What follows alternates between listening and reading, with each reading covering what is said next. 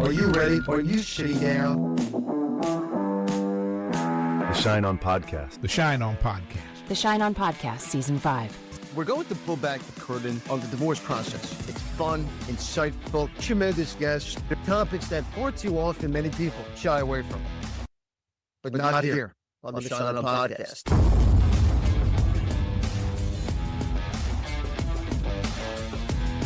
It's episode 90 of the Schein On Podcast. I'm Evan Schein. It's the middle of August, and the weather has been sizzling inside and outside the Schein On Podcast studios. We have an absolutely tremendous guest on today's episode, one of my favorite people, and someone who is an absolute rock star at what she does.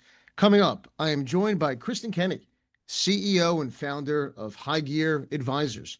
We dive into Kristin's expertise in career negotiations, crisis resolution, and relationship management, focusing on high achievers who often resist traditional coaching.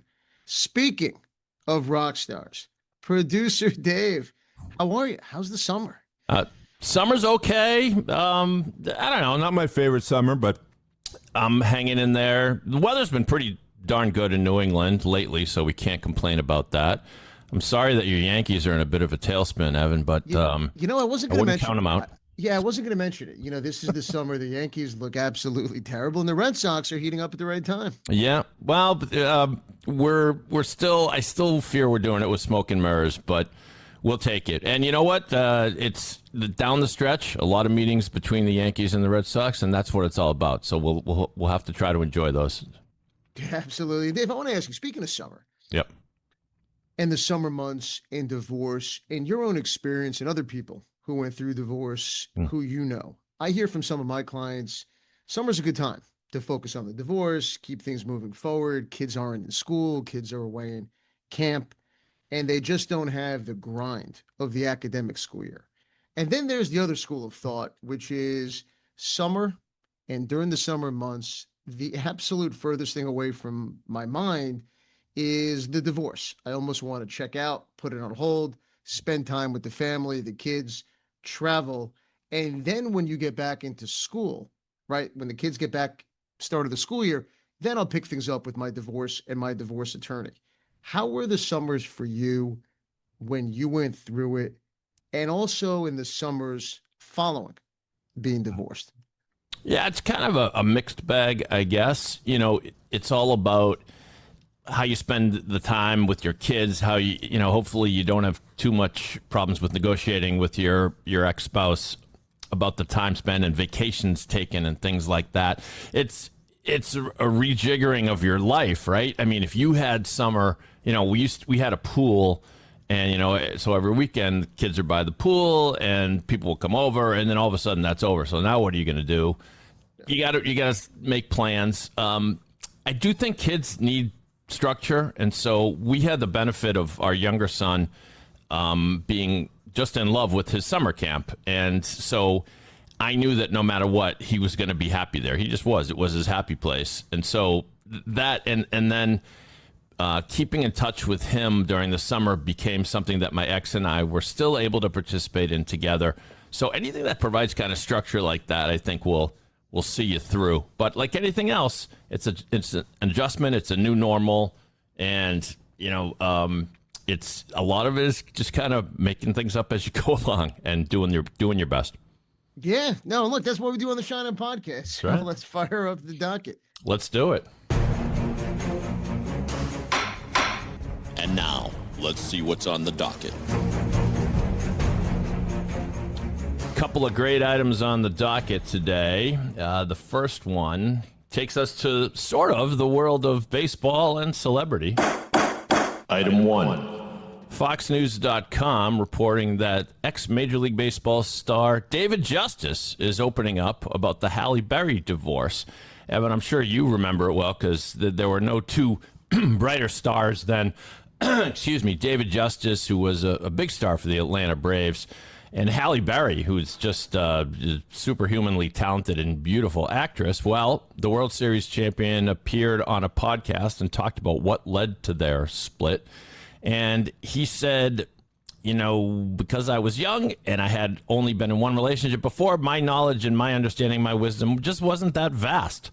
He was more concerned about the 17 seconds he took to get ready for every pitch. Man, that annoyed me. But anyway, he said some other things too. Your thoughts on this one, Evan? Well, first is David Justice absolutely could not play in the whole shot clock era of Major League Baseball. That's But right. look, I got to tell you, look, he got married young, and he was open and he was candid about it. He also talks about his expectation of marriage and what he thought marriage was supposed to be, and the role that his partner, his spouse, was going to play during the marriage, right? And he talks about how he grew up, right? And he saw certain behaviors and he thought that was the way marriage was. And Halle Berry was not going to be the person who he thought she should have been in their marriage. So to me, it's about communication, it's about expectation, and it's about these are the things that they could have talked about prior to getting married. He also mentions therapy and how he thinks that they actually could have worked things out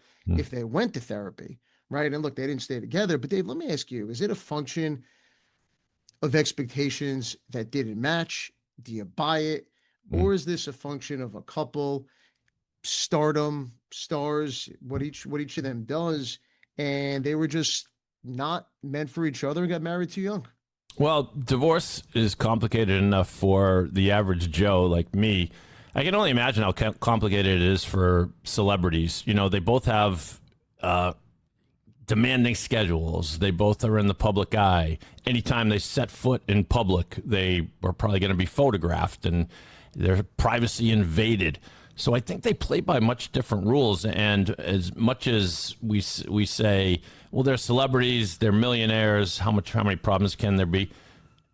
I got to imagine celebrity marriages are incredibly tough. And so I'm never terribly surprised when we see the divorces. And then you think of now of like social media and, and the internet and all sorts of things that, look, you can't make a move without being photographed. You can't not have your wedding band on without someone speculating you're getting divorced. I mean, you look at Justice and Halle Berry, when they separated and they got divorced, there wasn't, social media, Instagram, TikTok, Facebook, those were not things. And so you fast forward to 2025, look, God forbid you go out there, you're not wearing your ring. Everyone wants to speculate, are they separating?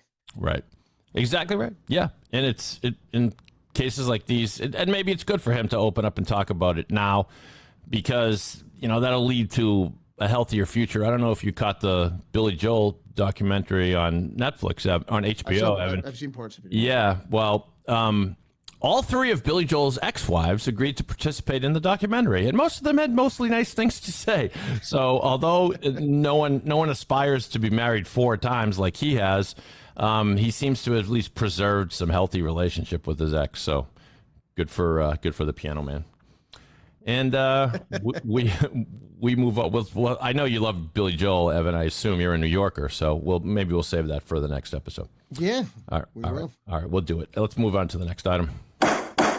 Item 2. Soulmatcher.app has published a very interesting infographic of the global divorce rates 2025. I don't know about you, Evan. I studied this up and down a little bit, just if nothing else out of sheer curiosity. There are many things you can pick out of this, but the number of divorces has gone up significantly since the 1970s. If you're wondering who's the leader, so to speak, Spain divorces at a rate of a staggering 86%. The people in Spain, they're in and they're out, I guess. Maybe I should open up that satellite office in lovely Spain. Yeah, brush up on your Spanish. United States comes in at 45%. And then India, Pakistan, and Bangladesh, they don't get married there. 1% don't get divorced there. 1% divorce rate. But what kind of things did you pick out of this study, Evan? It was interesting, right? And we've had studies, we've had statistics, and I'm always careful about the studies and statistics and what it means on a larger scale.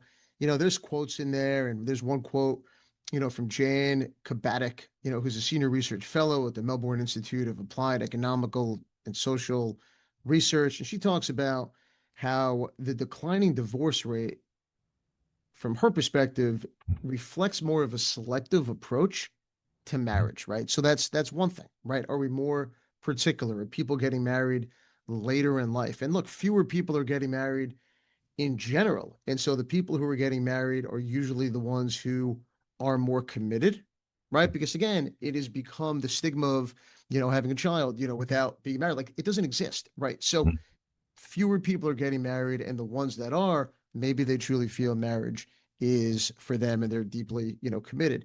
I don't know. We're seeing more gray divorce. I think we're seeing less younger couples get divorced because people are waiting a bit longer to get married. Look, I think there's a lot of factors, and a lot of things you could throw out there to support, this statistic. But what's your thought? Yeah, it's not surprised that it's we're still looking at huge numbers, just because I think we live in an age where the stigma of divorce has decreased significantly since when we were kids. It was a little bit more of just a kind of, not quite sinister, but just such an unpleasant thing to tell. Oh, you're getting divorced. Your parents are getting divorced, because it's just become more common. And it's again, as I say, it's never a good thing. Nobody gets married with the idea of getting divorced. But so I'm not surprised that the numbers are still high. I'll be curious I think this is going to look a lot different in 10 years, because I think this youngest generation who isn't in a hurry to get married, it'll be interesting to see if their marriages are more sturdy, for lack of a better word.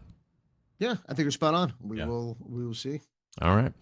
We move on to everybody's favorite segment, and we've got some great ones today, Evan. Overrated or underrated? Overrated. Or underrated. We'll start with the legal topics and move on to some fun ones. First topic for overrated, underrated, very simple one: divorce planning. I'm going to assume that you're in favor of divorce planning, Evan, but that's the first one on overrated, underrated today. Tell us, what say you? Dave, you're absolutely right. Planning for divorce, underrated. Look, preparation's absolutely key. You've heard me say it before in the podcast. Being organized in connection with your divorce, it is absolutely essential. Understanding your options, knowing what things are going to look like, what to expect for you and for your kids, it will make all the difference in the world. The do's, the don'ts of divorce. Speak to an attorney, reach out, have a consult, have two consults, different attorneys, get different perspectives. The more you can educate yourself, know how to handle and plan for the divorce, the better your process will be, the less expensive it will be. Reach out, consult with an attorney, and Dave, for those reasons, it's underrated. Underrated. Number 2 on the agenda: family bar associations. Having worked at a legal newspaper before, very familiar with bar associations, and oftentimes they can be criticized for being a little bit of time wasters, but a lot of great people I have met over the years being involved. Family bar associations, your thoughts? Dave, we're sharing a brain. Family law, bar associations, those are underrated. Look, some of my colleagues who I've developed great relationships with have referred cases to, or people I've met in the bar associations in New York, the New York State Bar, City Bar, New York County Lawyers Association, Westchester's County Lawyers Association. You have an opportunity to get to know your colleagues. You have an opportunity to develop relationships, opportunity to meet people. And look, those attorneys who are going to represent the spouses of my clients, the attorneys are my enemy, right? It's I always say it's better for the client when you can have a positive, good, professional relationship with the attorney on the other side. It makes the ability to settle a case that much easier, to pick up the phone, hash out settlement terms, talk about, things, as opposed to going back and forth by letter. I am a huge believer in bar associations, from the social events to the educational programs, the things you can learn and the relationships you can develop, they're going to last a lifetime. And so for those reasons, it's underrated. Underrated. All right, we got 3 fun ones today. First one, concert encores. We're still in the concert season, summertime being a time for a lot of outdoor shows and other shows. But the encore, pro or con, Evan?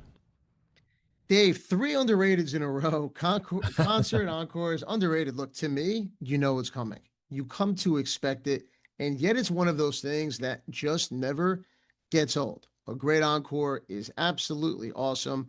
Dave, I know you're a big music guy. So do you have a concert or performance that was legendary or had a legendary encore that sticks out to you? I'm a big Aerosmith guy, unsurprising being a Boston guy. One that sticks out is they came out and did a version of Sweet Emotion where in the middle of it, Joe Perry launches, he starts playing the Peter Gunn theme. I think many people know that. Na, na, na, na, na, na, na, na, na, na, na. And for whatever reason, it rocked. I remember that one.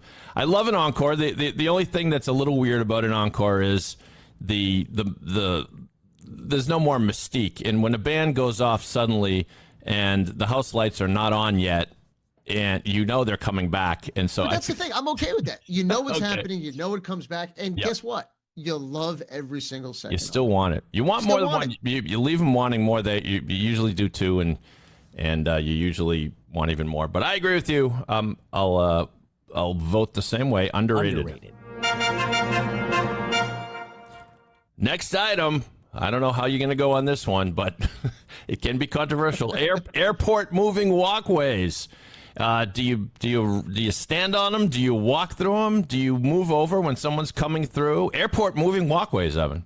Dave, this was a bit controversial. You're right. I'm going overrated. Look, I got to tell you, with kids now who are young, it is a safety hazard. My kids want to go on it. They want to play on it. Right. They want to not move on it. Right. So, you know, the whole purpose of it is to move more efficiently through the airport. But look, I don't even get that because unless the entire airport is going to be that, you hop on and then you just keep walking. So to me, I stay clear. It's a tease and it's an absolute disaster with kids. It's more fun for them, not fun for the adults. Honestly, it adds more time every time my kids go on it. Dave, it's overrated. Oh. Overrated. I'd love to know whether it actually does, in fact, save time, because the reasons you mentioned, it might not. We move on to the final overrated, underrated, and I'm glad we're getting this in August. Ice cream trucks, the ice cream man, a staple of my childhood. I don't know about if yours, Evan. I feel like we don't see him as much, but ice cream trucks, overrated or underrated? Dave, this is underrated. I got to tell you, if you don't love a good ice cream truck, you need to get your head examined. Look, this brings me back, you said it, to my childhood as well. The ice cream truck ringing its bell all the way down the block. You hear it, you run inside to get a dollar bill. And yeah, back in the day, that's all you needed, $1 or maybe $2 if you wanted the fancy chocolate eclair that I know, Dave, you probably love. But I got to tell you, it takes you back to your childhood days. You know, I don't see the trucks as much, and when I do, a smile automatically lights up. And for those reasons, it's underrated. All right, I got to turn off the ice cream man here. Was chocolate eclair your go-to? Of course, Dave, I had a lot of go-tos, but I was- I'll tell you what, where I can see it being a little overrated is when you get to the truck and the line is like 20 people deep and 35 minutes long, and you have kids. Oh, boy. That's where it's like, I wish you weren't here at this exact moment. I was a strawberry shortcake man myself, which is the cousin of the chocolate eclair. You strike agree me with as a you. strawberry shortcake guy. Sure. Yeah. Bring it on. If there was one right now outside of my house, I'd be running out there.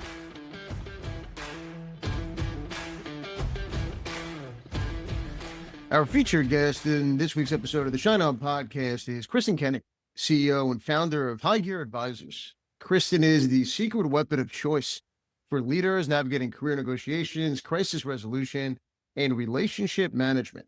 Trust me, you won't find anyone better. Known for her expertise in negotiation and crisis management, Kristin empowers clients to lead with confidence, set boundaries, and find fulfillment in both professional and personal life. Kristin, welcome to the podcast. Thank you so much for having me, Evan. Now, I'm excited. I'm thrilled that you're with us, and I want to dive right into your work. Let's talk about high achievers. High achievers often resist coaching. How do you get through to someone who thinks they know it all? That's such a great question to kick it off with, Evan. Well, high achievers, to their credit, definitely deserve to feel as though they know it all. They are the authority on all things legal, all things in the realm of marketing, strategy, whatever the case may be. And these leaders are so well established. But what I do find is that they come with that sense of authority, and I'll just listen. And listening goes a long way. And then I try to listen for where can I add value? What are the cracks in the foundation? What is not working? Why is this person even sitting in front of me? So if I need to, I'll even ask that, like, why are we here? What is going off script? And how can we get back on course? So listening, I would say, is the big answer. I know you have this absolutely brilliant process that's a really 3 to 6 month transformation. So let me ask you, what's the secret to such a rapid transformation in the clients that you work with? I don't know that there's a secret, but maybe you answered it just in the question itself there. Working at a rapid pace, which is incremental daily work, the first 90 days is really crisis mitigation, like sealing up all of the cracks in the Sure. foundation and helping the person get into a wise mindset.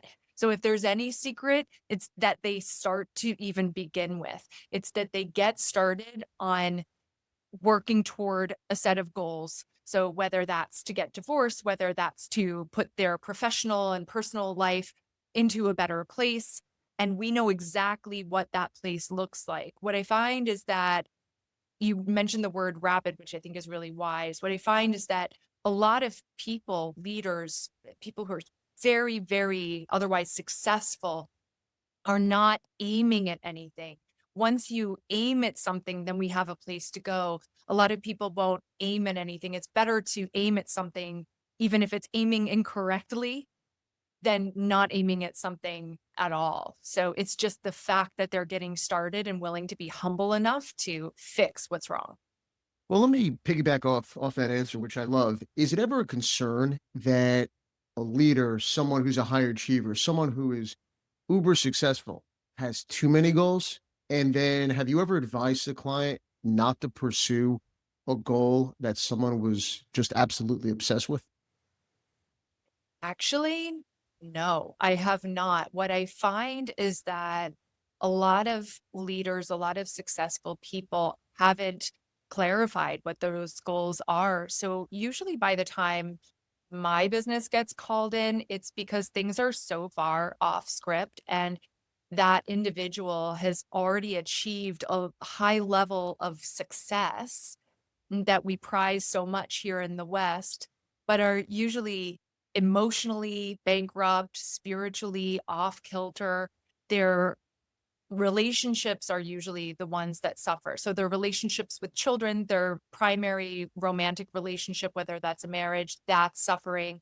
So what I find is that it's not so much that there are so many different disparate goals, it's that they've been focusing on one set of goals. And those are usually intellectual goals, self-actualization through the career, that the other part, the personal part, has fallen off, if that makes sense. No, it makes all the sense in the world. And look, change is hard. And I want to go into a session that you have with a client. I want to go into a conversation that you might have with someone you work with. And change is hard. And so, how do you challenge the belief that someone has that you're working with when you hear the words, this is just who I am? This is just the type of person I am. I'm not going to be able to change. What do you say to someone like that? Well, I would ask a question and I would say, is that working for you? And I ask that a fair amount. So if someone says, well, I'm just a high conflict individual, or I tend to be disagreeable, which is actually, that's a clinical term, to have a disagreeable nature. Some people are all of us are either agreeable in nature or disagreeable in nature.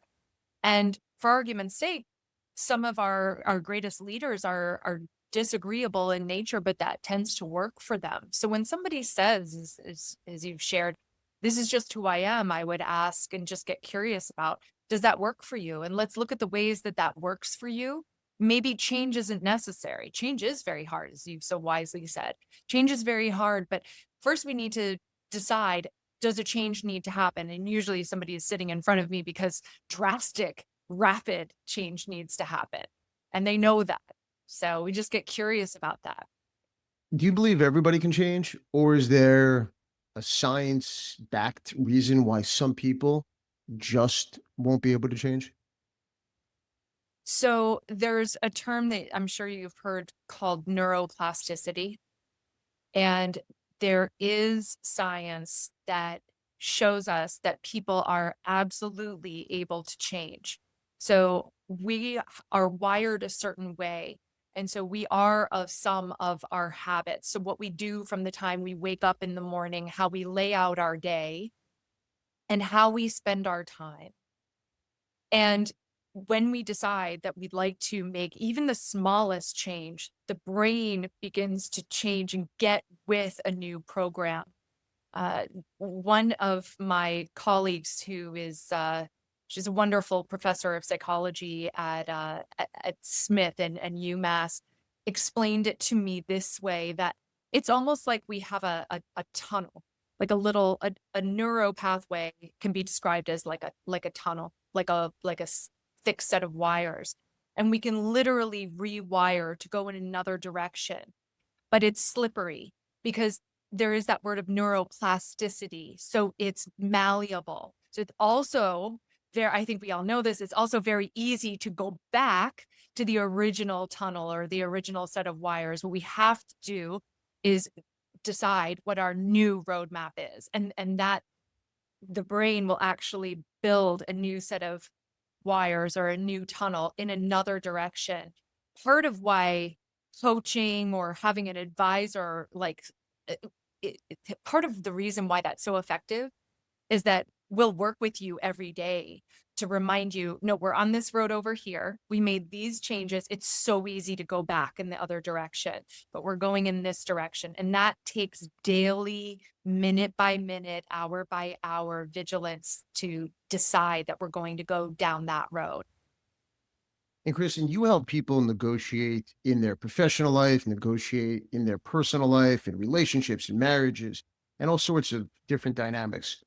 When should someone walk away, if at all, from a negotiation, either professionally or personally? Well, I'm going to answer the question a little bit of a different way. So every relationship is a form of negotiation, or takes a form of negotiation to even get into that relationship. And one of the best ways to negotiate, period, is to remain detached. So to remain detached from the outcome, to be able to delineate between the aspects that we can control and the aspects that we have no control over, and remain detached through the negotiation process. So, for example, if it's a negotiation with, let's say the leader I'm working with is purchasing a company, or doing some sort of merger, to stay detached from the outcome is the best possible beginning situation. But I like the question. I'm really intrigued. Like, how do you know when to walk away? Going into it, being ready to walk away at any time is the best possible situation. Now, that gets pretty tricky when we start to talk about marriage. Well, I was going to because- say, you went into it perfectly. I was going to say, in relationships, that has to be hard. But even going back to your example with working with an executive or a CEO or someone who runs a company, I would imagine that if you're running a company, it's also your life. You also feel it's your child, it's your family. How do Mhm. you find people and really help them to detach, whether it is in the context of your example, in the professional context, or in the context of marriage? Mhm. Well, to remain detached is difficult for most of us. And it's really a mindset. And part of that mindset is understanding that you have no agency and authority over any set of circumstances, or very importantly, over another individual and their wants and their desires and their goals. You have no authority or agency over that, even if they work for you, right? And even if they're married to you, that you don't own them, right? Marriage, well, you can speak about this more. Marriage is a legal agreement. And some of these, whether it's a merger or whether it's some sort of acquisition or a different framework at your work or new role, maybe somebody, this is very common, for example, somebody I would work with works in the strata below sea level. And that's a big thing we do in our work, is help them jump up to that sea level or ownership or have equity in a company. But understanding that even there, you don't have agency or ownership over other people, circumstances, and that staying detached is really the most advantageous position. I will say one more thing about this. When I'm working with people who are not married, and I think I've shared this with you maybe offline, one of the most unpopular things that I teach my clients to do is, if you are not married, for example, and you're dating for marriage, one of the unpopular things that I have my clients do, but it works, is to have them date multiple people without committing and to decide what's best for them. I have them do the same thing in their intellectual life. If you're thinking of maybe you're a founder and you're working with a set of investors and you're looking at what VCs to work with, I have them look at multiple before you legally commit. And I do find that that's wildly important and gives my clients more agency over themselves. You have more choice and you are able to make decisions that are wise, logical, based on your values, whether those are intellectual values or your personal values, or both. I love that. I can see the benefit of that in the professional context, and I can absolutely see the benefit, as we've talked about, in the dating world as well. I am sure you see people all the time, and you're thinking to yourself, Kristin, I can't believe that you just did that. I can't believe you're doing the same thing over and over and that you just can't get out of your own way. Mm. Is there a pattern of behavior or a personality trait you see in people, whether in the professional context or marriage context or dating context after divorce, where people keep sabotaging themselves? Of course, and I'm sure you see that as well. I see it all the time. It's funny. I know we've talked about it. I always thought I had the best cocktail party stories until we met, and you're right up there with me. I mean, we get an inside look into people's lives, personally, professionally, and again, we see people do the same thing over and over and make the same mistakes time and time again. All of us do. All of us do that. Being able to have another set of eyes on the totality of your life, your personal and professional life, for someone to be able to not just call it out, but say, hey, is that working? So I'll give an example. Working with highly successful people, sometimes I find that people will come to me and say, well, I can't do XYZ. I don't have time for that because I'm back to back. And one of the things I say is, do you think it's a quality of a highly successful leader to be back to back, where you have no, what I call, margins in your day for quiet, for not for thinking, but to be quiet and watch your thoughts, for example? What I find is that we are all our worst enemy. One of the best things that any of us can do, which is really painful and frankly not fun, is to sit alone with ourselves and ask one question. And that's, what is the one way that I am sabotaging my life, personally or professionally? An easy example is, there are people, we all know them, who are always late. I'm always late, that sort of thing. And those habits are, they add up. they add up. So for example, the consequence to being late for a meeting might be not so big in one moment, but I've seen people miss a flight for, to go abroad to do a deal. And that's a huge, unfortunate consequence. So we really do need to get out of our own way, but you don't necessarily need a professional to do that. Just sit with yourself. And one thing that I was taught is you should not like the answer.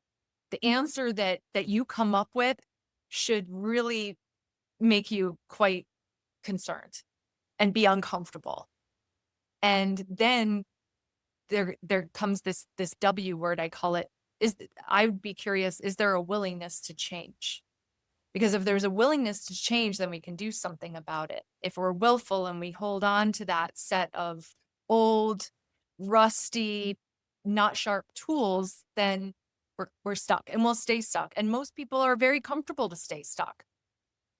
One of the things I love about your approach, and we've talked about it, that makes you so fantastic at what you do, is you're always asking questions. You're always asking the question back to the person, even in listening to you. And, with your example, a leader being back to back to back to back. And there's people out there who might be running companies and feel they have no other choice. That's what they're supposed to do. But in reality, if you're leading a company, if you have a vision, if you're at the top, is that the best use of your time? Does it make you as productive as the team, as the company really needs you to be? And when you ask the question, as I'm listening to you ask the question, I'm thinking about my schedule. I'm thinking about my own life. How can I be better? How can I be more productive? And so I love the fact that you ask questions, and going back to what you said in the beginning of the conversation, listening. How important is it to listen to your clients, and how does that listening process guide you throughout that tunnel that you mentioned before? Well, when you listen to anyone, you can hear what their desires are for the very near and long-term future. And asking questions is a great way to get into that. But people will tell stories about themselves. They'll tell you about where they've come from, what their excuses are for their current set of circumstances. A great example is there was a man I worked with, so wildly successful. I didn't know anything about this client until I, first met him. And then I came to find out he runs 6 different social media accounts that we all know really well. They're all sponsored by huge companies like Coca-Cola and Budweiser and that sort of thing. And he's a dad. And keeping his confidentiality, he would say, at home, the kids have no rules. It's kind of chaotic when I go home, but that's just kind of how it is. I can't manage all of this. And that's okay. But in listening to that client or all of my clients, you can hear where the need is, right? There's that crack in the foundation, but that one's big. In his case, his children had no rules. There was no real set bedtime. There were 5 children. He was having his 5th, Wow. the course Yep. of working with me, which was so amazing to see. It was so rewarding because Yeah. then we got some structure into place at home. I know his wife was really happy about it. I mean, she was pregnant at the time, but it was so simple. But it's in listening that we can hear, okay, there's a need there. And I don't know all of the answers, but we can be curious together. Well, what would help? What if we put, you've got 5 kids at all different ages. What if we put 3 rules into place? What if we write them down and frame them and they're in the mudroom as soon as the kids come back, in and out of school, in and out of the door?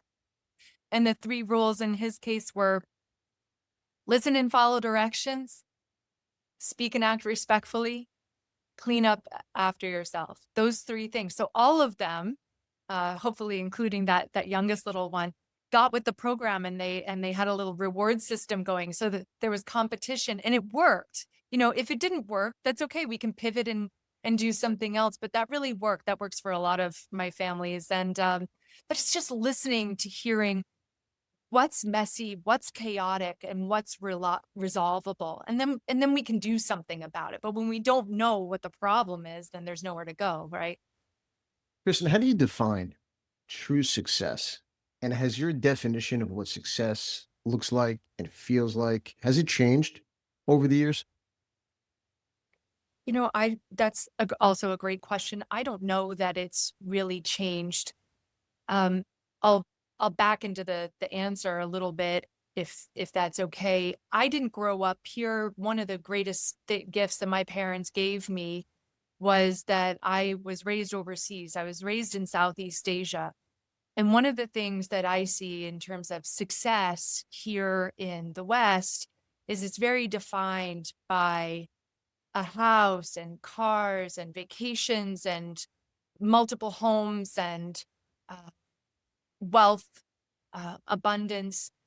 And what I see, and this might not be for every legal practice or every therapist or every coach or advisor, but what I see in our practice over here is that most individuals are looking for peace, for connection, and connection in their romantic partnership, to be connected with their children, to be connected with themselves. And that comes with time, with space, with a sense of ease.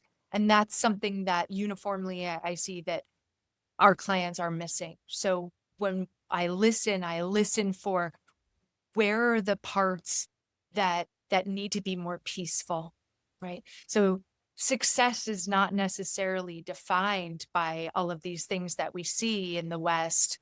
Um, Uniformly, people are looking for a sense of peace, connection, comfort, stillness, more quiet, more space. And by the time someone comes to me, that's absent usually. So that's something that we're putting into place. Kristen, let's dive into my world, the world of marriage, relationship, and divorce. Fun. Never a dull moment. Can two people with fundamentally different worldviews have a successful, healthy relationship? That's also a great question for you. I've seen it. I've seen it time and time again. I can give some examples. One of the things I find is that when I meet someone who's, let's say, single and who's dating for marriage, looking to marry or looking to marry again, that individual, male or female, is usually looking for someone to have a deep, profound connection with. So sometimes when I get my hands on a woman who's just starting to date, for example, it's just happened with a recent graduate. Sometimes they want, well, I want someone who has a similar background to me. I want them to make as much income as I do. And I'll say, why is that? Tell me why that's important. And then they'll come to the conclusion that it's not. It's often not. There are many people I work with who are ultra high net worth, who have a lot of capital, whether it's liquid or not, assets, whether it's art, real estate, whatever it is, and they already have that as part of their background. They're already bringing that to the table. So a lot of people I work with are not necessarily looking for someone who's going to bring the same level of wealth or assets, or even the same level of intellectual prowess. Most people are looking for someone who has high emotional capability, who's able to meet them toward the end of the day and be a soft place to land. And I think I've seen, even in high conflict partnerships or high conflict marriages, that sometimes these things are resolvable. Sometimes they're resolvable. I know you and I have chatted about this just a little bit offline. Sometimes we do need a legal tool. Sometimes we need to implement a legal tool to say, hey, there's partner A over here, who's maybe my client, partner B over here. Partner B maybe has debt or has something else going on, and we can do something like a post-nup and even the playing field and start fresh which is so amazing. There's so many incredible legal tools that you have at your disposal. And it's so important for me to know what those are so I can show the client that they have almost endless options to be able to resolve a set of circumstances. But yes, I think that people are able to be mismatched in terms of what society might ordinarily think, and really be in the most peaceful, connected, rewarding relationships. Yes, I do. And Kristin, part of my job is having those tough conversations with my clients, managing expectations, being brutally honest, and really giving tough love. I would assume in many ways we're similar in that regard. Have you ever had to tell a client that they're the problem Absolutely. in the relationship? Absolutely. Tell Absolutely. me about that. How does that go over? And how do you plan for that conversation? That's great. I think if we're all being transparent and, honest, I think all of us at any given time have been the problem. I think it's a great thing to take an honest accounting of where we're contributing. So if someone comes to me and says, here's an example, I'm in a conflict relationship with this person at my work, one of the first things we do is I'll listen, we'll hear about it, we'll go through it. What are the different aspects of it? What's the timing? How is this coming into play? And then, how are you contributing? Any situation in any relationship, there are 3 C's. You can't control it, you didn't cause it, you can't cure it. But there's a 4th C that's really important, and that's the aspect of contribution. You can contribute to a situation, and it's important that we look at how we contribute. So it really does take honesty and looking at ourselves. Are you giving snarky answers? Are you not being responsive? Are you being silent when you need to speak up? And so it really does take clock time to sit down with that client and go through how the conflict has been manifesting, and almost like a piece of string that's tied up in several knots, to carefully, methodically go through it. And often we're very much to blame. I think we all know that. Is there a quick fix or quick behavioral shift that can instantly improve any relationship? I have so many tools. I'm a lucky girl because I was trained in the, I'm sure some of your listeners are aware of the Gottman Institute, which Of course. is, gold standard for relationship building. And that's in relationship management of really all kinds. The Gottmans are focused on the romantic partnership. But there's a tool that can be used, and it is quick. So I'll answer your question there. It's called phonos. So it's another acronym. Phonos comes from a Greek word. Phonos stands for feeling, affirmation or affirm, need, own or ownership, and success. It's actually a tool that was developed by clinicians who deal with people in addiction. So originally the S, I use success as the S, but originally it was SLIP or sobriety, like a sobriety check-in. Sure. But I digress. So when we meet, for example, Evan, if we set a time to meet and we just want to check in before we dive into a big conversation, maybe there's an important conversation, you can say, hey, I'm going to share how I'm feeling, not about you. So this is sometimes where things go off script. I'm feeling like you're a big jerk. No, you keep it to your side of the street. So I'm feeling peaceful. I'm feeling productive. I'm feeling annoyed, whatever it is. And you share a feeling, you share an affirmation. You can share it about the other person, but you can say, I affirm today I have a tight schedule, or I affirm today I'm doing too much, or I'm not doing enough and I need to, whatever.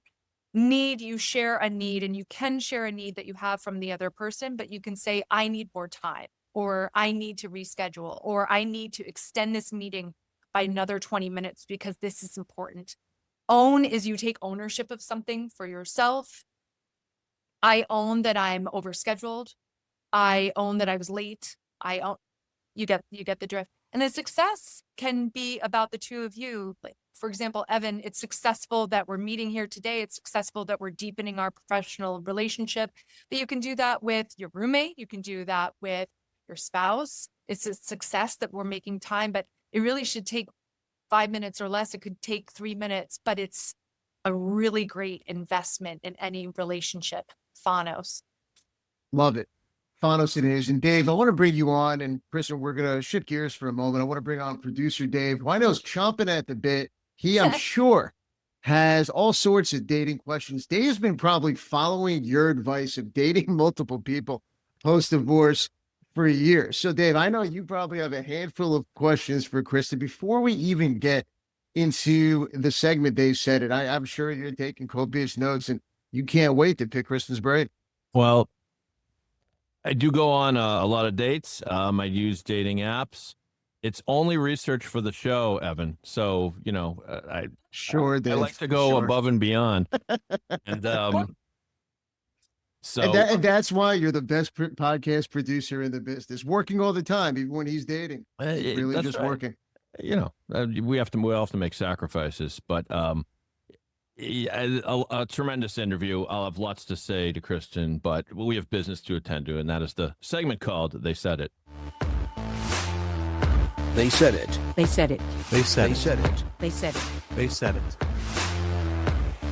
3 quotes prepared today for They Said It. They all happen to come from authors. First one comes to us from author Chester L. Karras. For those watching at home, handsome man there. Anyway, Chester Karras said the following: in business as in life, you don't get what you deserve. You get what you negotiate. Kind of a tough lesson there. But Kristin, tell us what you think about that. Oh, I love that. That's giving me something to chew on. In business as in life. Well, first of all, I like how that starts. In business as in life, I do know from my work that our personal life contributes to our professional life and vice versa. They really track together. And I think that's something that we don't talk about enough. But you don't get what you deserve. You get what you negotiate. Well, I'll tell you, I like it because part of negotiation is to be detached, as we talked about earlier, but also to speak up and to say what you think is fair and to really stand up for those things. So yeah, getting what you deserve. I don't know about that. Well, yeah, I mean, I guess the point is, if you don't ask, you don't get. I mean, sometimes it can be as simple as that. And sometimes I feel like when you hear success stories, or to give an example from the podcast world, it's like, wow, how did you get so-and-so to be how did you get Kristin Kenney to be a guest on your show? And the answer is, I just asked. A lot of times it's as simple as that, to, get through to someone that you're either negotiating with or perhaps trying to do something on a personal level. You got to ask. You got to ask. Next quote comes to us from author Anne Lamott, and she had the following to say. This one at first was a head scratcher to me, so we can all take a little time to digest this one. Anne Lamott said the following: no is a complete sentence. No is a complete sentence. That had me befuddled at first, but I thought about it for a while. Kristin, do you want me to give you a little more color around that quote, or you want to dive in?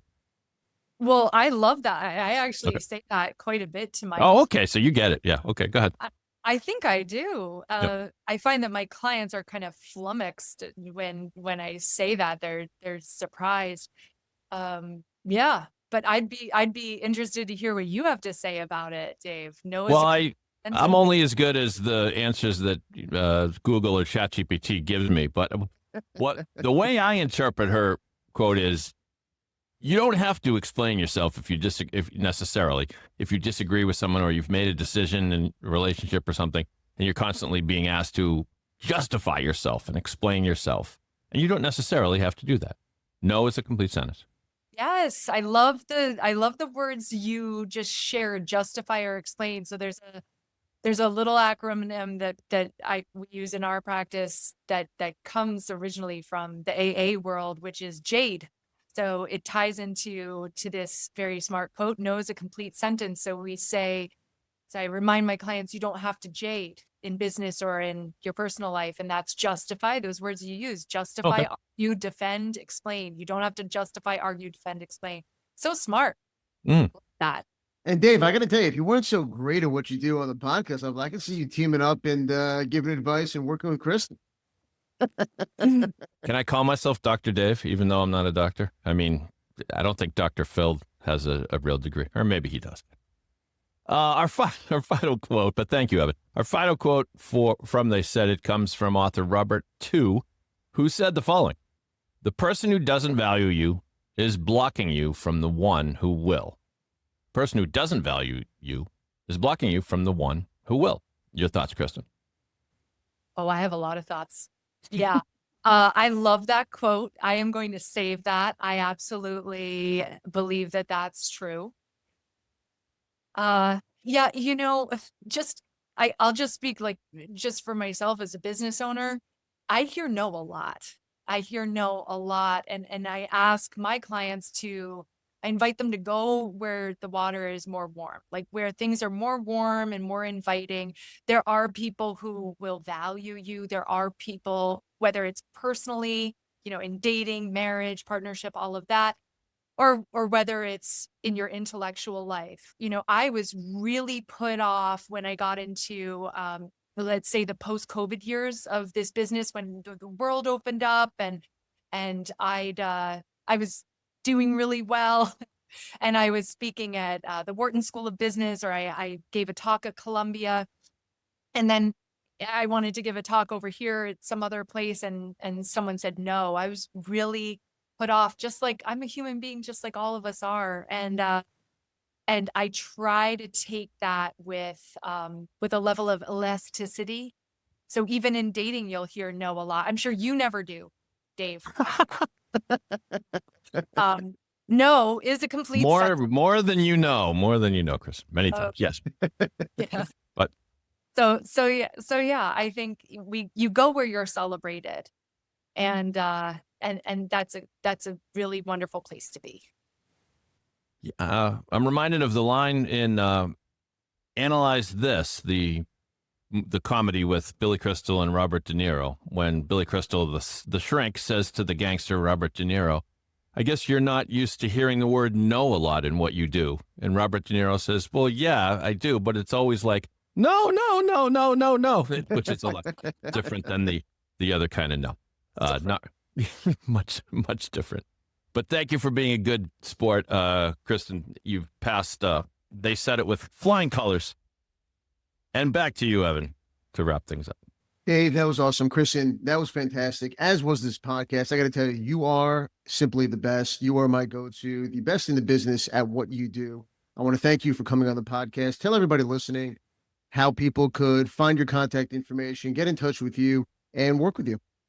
Absolutely. Well, thank you so much, first of all, for having me. I am such a big fan of what you do, and we need you, Evan. So thank you so much for being such a good friend and colleague.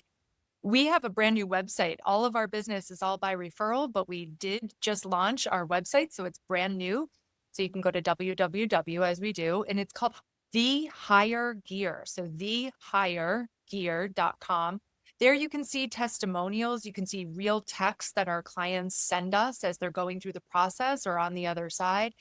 You can see bios. You can see a bit about our process. You can also see companies that we work with. We deal with individuals, leaders at those companies, and you can kind of get a sense of what it is that we do, and you can reach us anytime. And Kristin, nobody works harder than you, and I appreciate you coming on the podcast. Thank you so much, Evan. Thank you so much for having me. Thank you, Dave. You're right. Thank you, Evan. Episode 90, what a show. Kristin Kenney was absolutely fantastic. She was wonderful. Dave, how great was Kristin? Terrific. Another great episode. A nice summer breeze this episode was, Evan, and I can't wait for the next one. Dave, you can listen to this podcast featuring Kristin and all episodes of the Schein podcast featuring our tremendous guests and insights and hot takes on what's happening in the world of divorce, wherever you get your podcast. And of course, Pod 617, the Boston Podcast Network. I'm Evan Schein, and I'll talk to you again real soon.